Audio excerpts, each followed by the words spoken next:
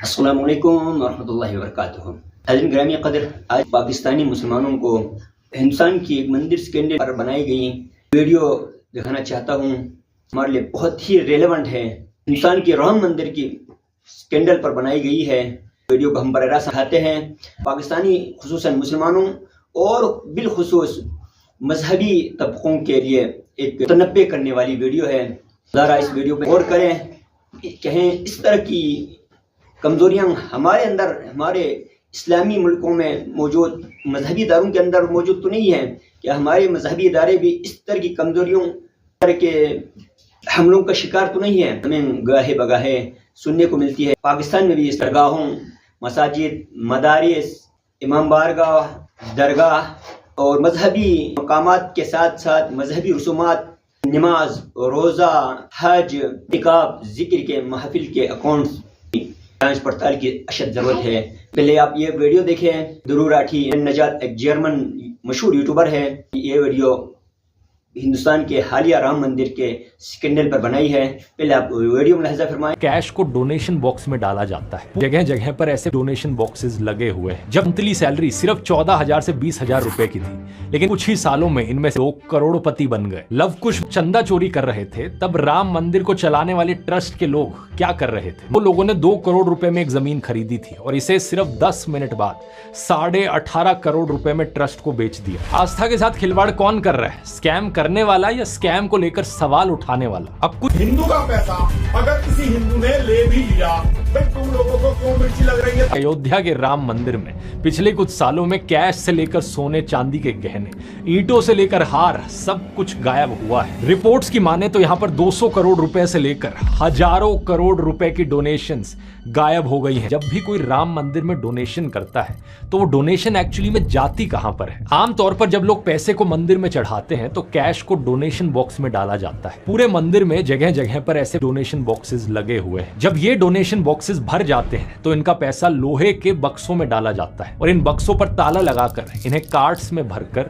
200 metre دور جس کمرے میں ڈونیشنز کی کاؤنٹنگ کی جاتی تھی، وہاں 3 طرح کے لوگ ہوتے تھے۔ پہلے پرائیویٹ ایجنسی کے لوگ جنہیں نوٹ گننے کے لیے رکھا گیا تھا، دوسرے ٹرسٹ کے کرمچاری جو نوٹ گننے والے لوگوں پر نظر رکھتے تھے، اور تیسرے اسٹیٹ بینک آف انڈیا اور آڈٹ ٹیم کے ممبرز۔ تو یہاں پر ملٹیپل لوگ تھے ویریفائی کرنے کے لیے، ایک دوسرے پر نظر رکھنے کے لیے۔ لیکن الیجڈلی ہوا کیا کہ انہی سب لوگوں نے آپس میں ہاتھ ملا لیا اور یہ سبھی چوری کرنے لگے۔ کئی نام یہاں پر سامنے آتے ہیں۔ سبھاش شریواستو جو ڈونیشن کی کاؤنٹنگ کا انچارج تھا، ٹنو جو مندر کا کام کاج دیکھتا تھا، ایسے ہی اویناش شکلا، لو کش مشرا، انکلپ مشرا، منیش یادو، کرونیش پانڈے، رام شنکر مشرا، راجیش پاٹھک اور کے ڈی تیواری جو کاؤنٹنگ کا کام کرتے تھے۔ کاؤنٹنگ کے وقت ان لوگوں کو نوٹوں کی گڈیوں کے 10-10 بنڈلز بنانے ہوتے تھے، لیکن یہ ہر بنڈل میں 12 سے 13 گڈیاں ایڈ کر دیتے تھے اور دکھاتے کیول 10 گڈیاں تھے۔ بعد میں ان ایکسٹرا گڈیوں کو نکال کر آپس میں بانٹ دیا جاتا تھا۔ بات کو رام مندر ٹرسٹ کے اکاؤنٹ انچارج رہے مہیپال سنگھ نے بھی کنفرم کیا۔ اور گڈیوں کو پھر 10-10 کی گڈی میں پیک کرنے کے لیے بڑا ربر لگا کے بناتے تھے، تو 10 کے بجائے 12-13 گڈیاں تک وہ بناتے تھے، پیک کرتے تھے اور بکسے میں پھینک دیتے تھے۔ اور صرف مہیپال سنگھ نہیں دوستو، اریسٹ سے 3 مہینے پہلے خود اسٹیٹ بینک آف انڈیا نے وارن کیا تھا کہ کاؤنٹنگ سٹاف پر شک ہے، انہیں ہٹایا جائے۔ ہٹانے کا پروسیس بھی شروع ہو گیا تھا، لیکن رپورٹس کے مطابق ٹرسٹ سے جڑے لوگوں نے اسے رکوا دیا۔ سوچ کر دیکھو، بینک خود بول رہا تھا کہ ان لوگوں کو ہٹا دو، لیکن مندر چلانے والے بول رہے تھے رہنے دو۔ آخر کیوں؟ ان لوگوں کی منتھلی سیلری صرف 14,000 سے 20,000 روپے کی تھی، لیکن کچھ ہی سالوں میں ان میں سے کئی لوگ کروڑپتی بن گئے۔ لو کش مشرا جو کبھی کار میکینک ہوا کرتا تھا، پولیس کو اس کے گھر چھاپے مارنے پر 10 لاکھ روپے ملے۔ کے ڈی تیواری نے 5 کروڑ روپے سے زیادہ کی سمپتی بنا لی تھی۔ انوکلپ مشرا 65 لاکھ روپے کا ایک گھر اور ایک فارم ہاؤس خرید لیا، اور ان سب کے اوپر ٹنو یادو نے تو قریب 50 کروڑ روپے کی سمپتی بنا لی تھی۔ اب سوال یہ اٹھتا ہے کہ جب یہ لوگ چندہ چوری کر رہے تھے، تب رام مندر کو چلانے والے ٹرسٹ کے لوگ کیا کر رہے تھے؟ مہیپال سنگھ کے مطابق انہوں نے 2021-22 میں ہی ڈونیشن چوری کی بات چمپت رائے کو بتا دی تھی۔ لیکن مجھے جب پتا لگا کہ اس طرح سے پیسہ زیادہ جا رہا ہے، تب میں نے یہ بات چمپت رائے جی کو اور گوپال جی بھائی صاحب کو بتائی۔ لیکن جانتے ہو کیا ہوا؟ الٹا مہیپال سنگھ کو ہی اپنے کام سے ہٹا دیا گیا، اور اس کے علاوہ 7-8 مہینے کی CCTV فوٹیج کو بھی ڈیلیٹ کر دیا گیا۔ اس کے بعد میرے سے وہ ساری گणنا پرکریا ہے، اس سے مجھے آؤٹ کر دیا گیا۔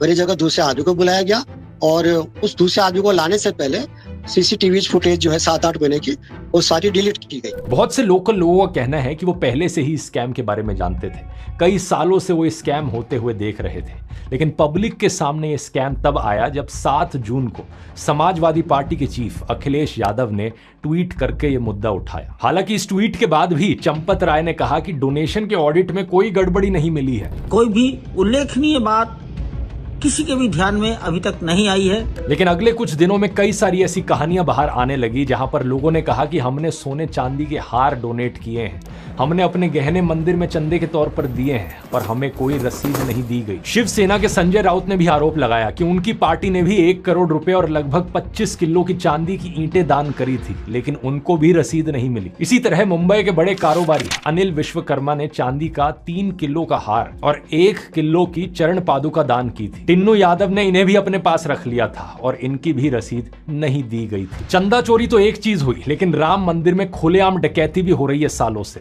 लगभग 2 साल पहले की एक खबर देखो, भगवान राम और उनके तीनों भाइयों के सोने के मुकुट गायब हो गए। गाजियाबाद के एक व्यक्ति ने अपनी मां के गहने बेचकर दान किए थे और जब जांच पड़ताल हुई तो बाद में ये ट्रस्ट के एक अधिकारी की अलमारी के अंदर मिले। इसके अलावा डोनेशन बॉक्स में भी लोग सोने चांदी के गहने डालकर जाते थे, लेकिन गिनती केवल कैश की होती थी और इन गहनों का ना के बराबर रिकॉर्ड रखा जाता था। महिपाल सिंह के मुताबिक टिन्नू यादव ये गहने सीधे चंपत राय के पास लेकर जाता था। यहाँ पर सबसे शॉकिंग बात यह है दोस्तों कि ट्रस्ट बनने के कुछ ही महीनों बाद नवंबर 2020 में एक प्राइवेट ऑडिट कंपनी ने अपनी रिपोर्ट में पहले ही कह दिया था कि राम मंदिर में डोनेशंस का कोई सिस्टमैटिक रिकॉर्ड नहीं है और मैनेजमेंट हाईली अनप्रोफेशनल है। इस रिपोर्ट में वही सारी चीजें लिखी थी जो बाद में जाकर घोटाले का कारण बनी, लेकिन 6 साल बाद भी ऑडिट कंपनी की रिकमेंडेशंस को इंप्लीमेंट नहीं किया गया। और यह मुद्दा सिर्फ डकैती और चंदा चोरी तक सीमित नहीं है। जब पोल खुली तो पता चला कि यहां मंदिर को बनाने तक में घोटाला किया गया था। यह देखिए, आरोप लगा है कि मंदिर के कंस्ट्रक्शन मटेरियल में 40% कमीशन लिया जाता था। इसमें नाम आया मंदिर निर्माण के प्रभारी गोपाल राव के भतीजे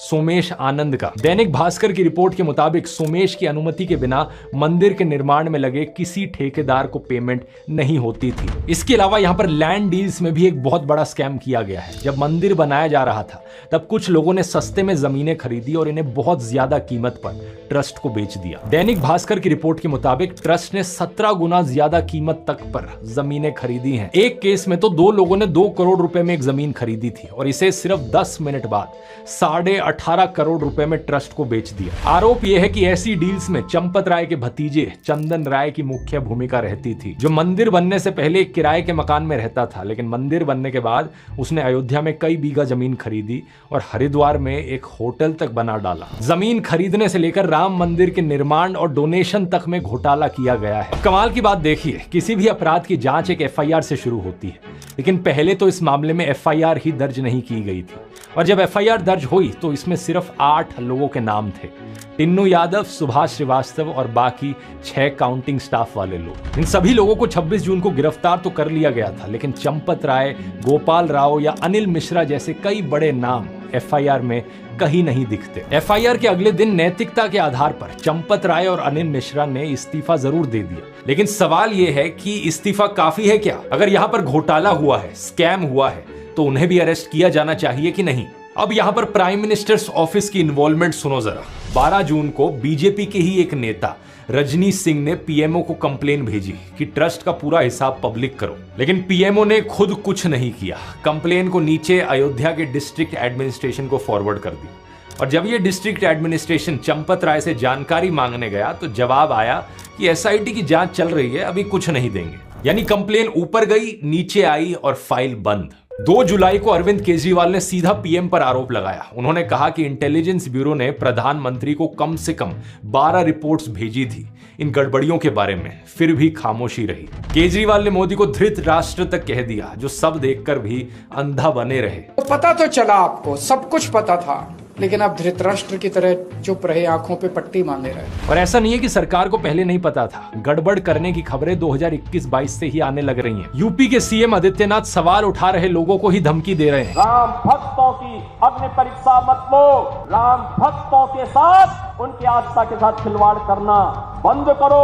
वैसे आस्था के साथ खिलवाड़ कौन कर रहा है? स्कैम करने वाला या स्कैम को लेकर सवाल उठाने वाला? अब कुछ अंधभक्त हैं यहाँ पर जिनका मानना है कि क्या हो गया, घोटाला हुआ तो पैसे कमा लेने दो उन्हें, वो डिजर्व करते हैं कमाना। हिंदू का पैसा अगर किसी हिंदू ने ले भी लिया, भाई तुम लोगों को क्यों मिर्ची लग रही है? अब ऐसे लोगों का तो कुछ किया नहीं जा सकता, लेकिन बाकी सभी लोगों के लिए, नॉर्मल इंडियंस के लिए मैं एडवाइस देना चाहूंगा दोस्तों, जब भी आप किसी भी मंदिर में जाते हो कभी भी पैसे दान मत करो। यहाँ सिर्फ राम मंदिर की बात नहीं हो रही है, ऐसे कई सारे डोनेशन के घोटाले बाकी मंदिरों से भी आए हैं। आप जो पैसे भगवान के नाम पर चढ़ा रहे हो, पीछे वहां कोई फ्रॉडस्टर आपके पैसे लूट रहा है। आपको भगवान के नाम पर पैसे चढ़ाने हैं तो वो पैसे किसी गरीब को दो, एक ऐसे एनजीओ को दो जो गरीबों की सहायता कर रहा है या फिर पर्यावरण को बचाने के लिए, इन्वायरमेंट के लिए काम कर रहा है। ऐसा करने से देश को कहीं ज्यादा और फायदा हो।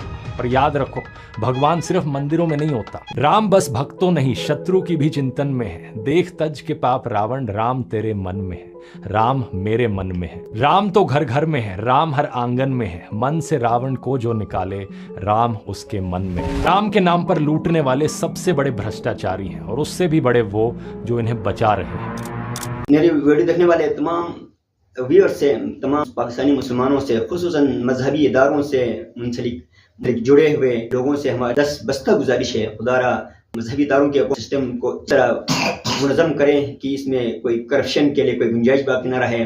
पाकिस्तान में भी देखते हैं जा बजा यही चंद बक्स हर जगह लगे हुए हैं।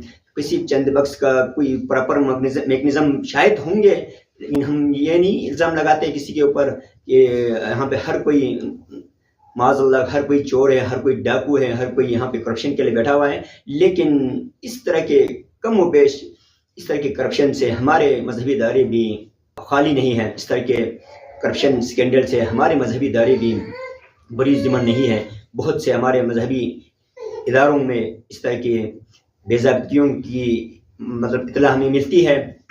हमारी खबर आती रहती है हमारे सोशल मीडिया पर भी, कभी कभार इस तरह की मजहबी इदारों की करप्शन की खबरें आती रहती हैं।